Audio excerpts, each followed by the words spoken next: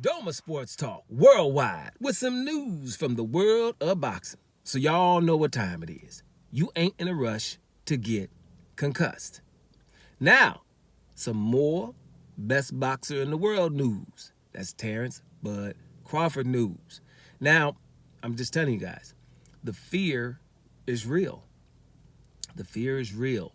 I'm also pessimistic. I've told you guys for a while now. I don't think that the Terence Crawford versus Canelo fight in September is going to happen. I'm hoping I'm wrong. I just got my feelings about that. And I'll explain them to you on many occasions. The short version is Canelo is not in the business of passing his legacy to others, right? Because he's never had to. You understand? He's never had to really fight anyone that people thought that it was a 50-50 fight. He didn't have to do it, right? And so the people gives him credit for like a Danny Jacobs or a Gennady Golovkin fight, knowing that he backed into the Gennady Golovkin fight, didn't really want to have that, right? And we don't want to talk about the results of those fights. But I'm just saying he's not into the Lara fight. We give credit to Canelo for fighting Lara, but we know how that happened, don't you? So when you say that, make sure you understand that Lara embarrassed him on many occasions in front of people, and he speaks the same language. But people were paying attention on stage, calling them names and stuff.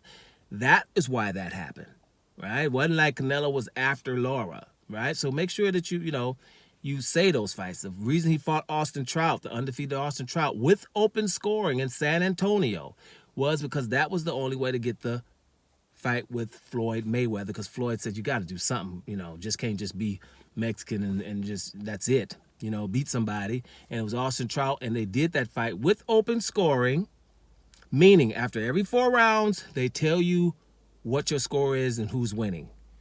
I always tell you people, watch the first 4 rounds of that fight and tell me that Canelo won all of them, because that's what they told Austin Trout after round 4.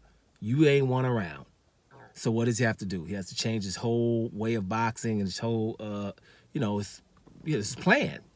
His tactic had to change. He had to come forward against Canelo, and hey, boom, that's when the stanky leg came to about round 8, right? You can't just walk up on Canelo without no plan.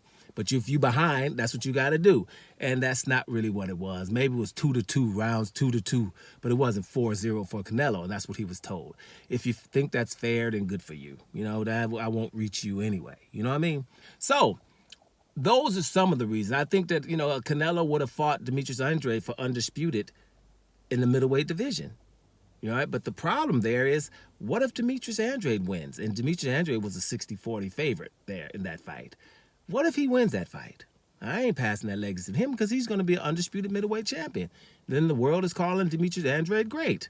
We can't have that, right? So, the Jamal Charlo thing, taking a franchise title instead of fighting a hard mandatory, which I have Canelo as a light favorite against Jamal Charlo. Even when Jamal Charlo was Jamal Charlo, I still think Canelo has a 55-45 there. I think, I think Jamal Charlo was the type of fighter Canelo could have possibly looked good against, right? Not against Demetrius Andrade, though. It's a different story. But at the end of the day, he didn't fight him. So those are my reasons, right? Canelo started from 0 with me. It's not like, hey, I've started disliking Canelo, right? It's like, hey, dude, man, if you don't fight anybody, that's, what's up here, right? So over the years, that's where we are now.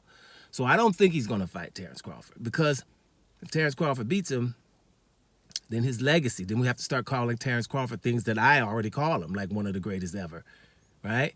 And so, it's to be hard not to. And Canelo can go to sleep good without fighting Terence Crawford.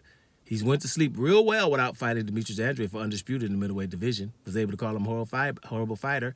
He sleeps real good without rematching Dimitri Bivol. He lost by landslide. Now I ain't rematching him. And then, not even in his weight division at 168 pounds. Dimitri Bivol was wanting to come down to fight for his belts. But then he would be passing legacy again, wouldn't he? Dimitri Bivol would be like a 2-division undisputed champion at his cost. And we ain't doing that. So Canelo, and I don't have to, because look where I'm at in a pound for pound, and look what I'm at, first-time Hall of Famer, and everybody calls me great without doing these things. I ain't doing them. So I don't see the Crawford fight happening. But here's another reason why I don't see it. I've been doing videos over and over about people saying that Terence Crawford will beat Canelo Alvarez.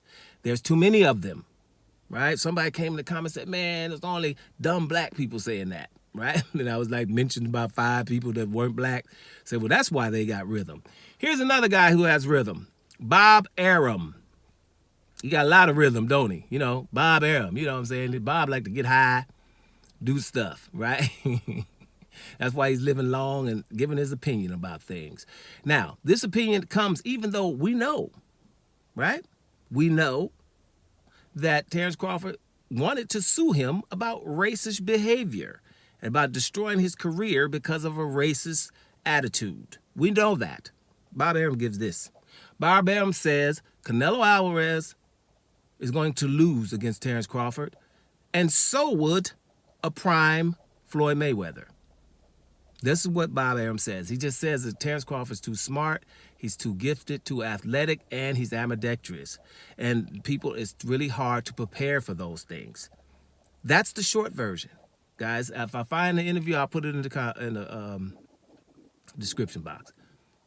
But it's just an interview. And this is what he's saying. He's just too good, he's too great, and hey, he's ambidextrous. You can't prepare for that.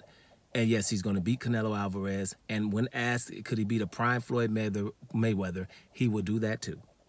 Now, Terence Crawford has checked all of the boxes when it comes to, you know, people try to say his resume is thin. But all the major mainstream media mega stars or guys that we say that were real good, all of them have a history with boy Terence Crawford. He's tried to go to at every one of them. Everyone who got any kind of momentum or mainstream media saying, hey, they're great, they all don't really want nothing to do with Terence Crawford. I'll give you one. Lomachenko. What Terence Crawford's doing now, he's going up like 3 weight divisions to fight Canelo Alvarez, isn't he? Right? When Lomachenko was at 130 pounds, Terence Crawford was at 140 pounds. Lomachenko's team. I said Lomachenko one time. Somebody came in the comment section. What was his team? Care who it is. Him and his team said, hey, it's suicide to fight Terence Crawford when he was just 10 pounds away. Right? That's the props they gave to him. Not only that he's also the pound for pound best. That's what Lomachenko says himself. Right? So think about it. Lomachenko's great, isn't he? Super great. Terry Atlas says it's the best he's ever seen. If you're just 10 pounds away, it shouldn't be really suicide to fight that guy. This is what he says, right? And Lomachenko was heralded as the best they ever seen. Manny Pacquiao, 6th division champion, in my eyes, 8th division in yours, right? What does he say? Everybody is scared of his well-being when it comes to fighting Terence Crawford. Well-being, right? I'm keep saying it over and over in every video. Manny Pacquiao, ain't nobody scared of his well-being. They said right after that, we'll beat Errol Spence, he's too slow. Think about that. We'll beat Errol Spence, he's too slow. But Terence Crawford, we're scared of his well-being. In the same sentence, guys.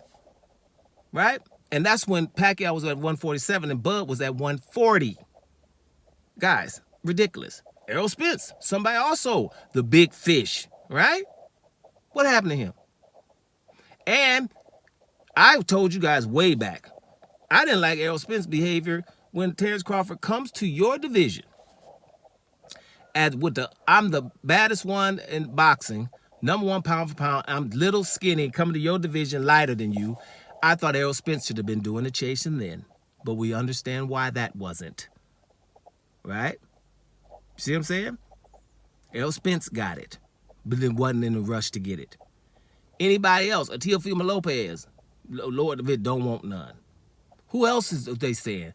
Canelo Alvarez, that's why he's going after him. Because he's around, remotely around his division. Somebody thinks he's a bomb. He's going after him.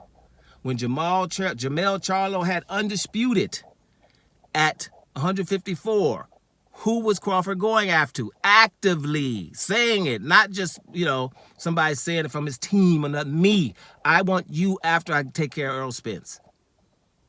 Right? Anybody. Am I missing somebody that's, got some undisputed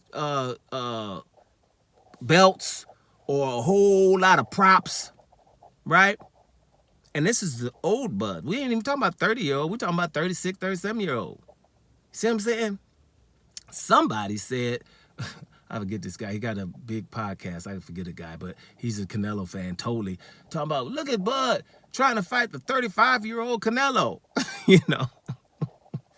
The Bud, the 39-year-old dude, he's trying to fight the younger, stronger, bigger, with more accolades 35-year-old. Like, he shouldn't be doing that. The fear for Bud Crawford is real.